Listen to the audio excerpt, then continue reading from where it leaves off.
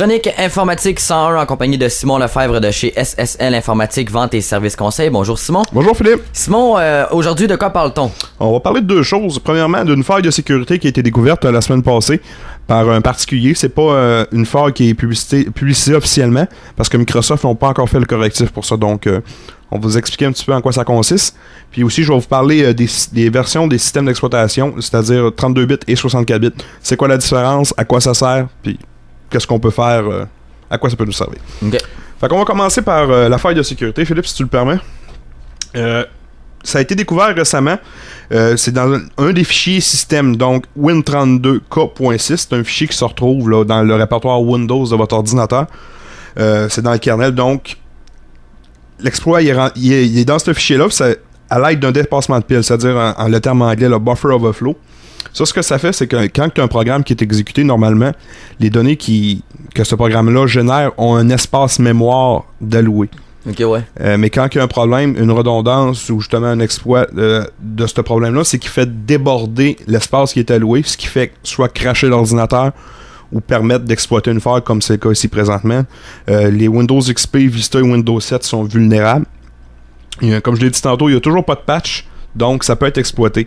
Puis de la manière que ça pourrait être exploité, entre autres, c'est par un spyware.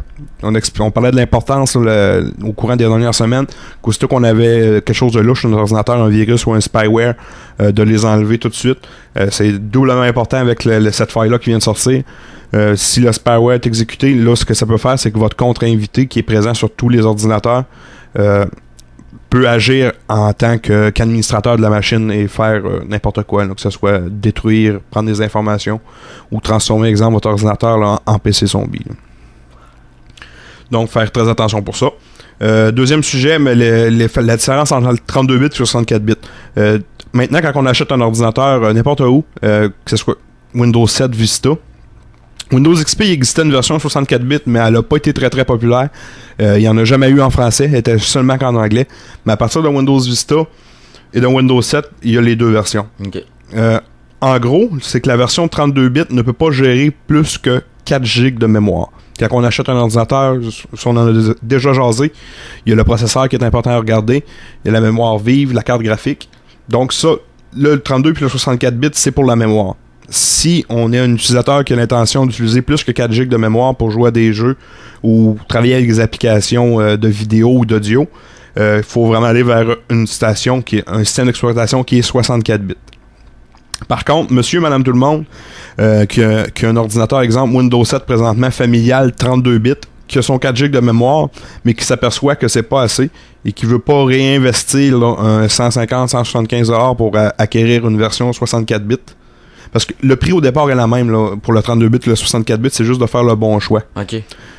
Mais si vous avez une version 32 bits et vous voulez plus de mémoire, mais il y a toujours moyen de contourner. Oui, vous installez la mémoire physiquement dans votre ordinateur, exemple, avoir un 8 GB total.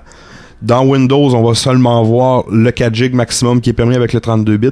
Par contre, les 4 autres GB excédentes, on peut les transformer en ce qu'on appelle un RAM disk, qui va booster ta mémoire. Ça sera pas aussi performant qu'avec une version Windows 64 bits, mais ça va être très près.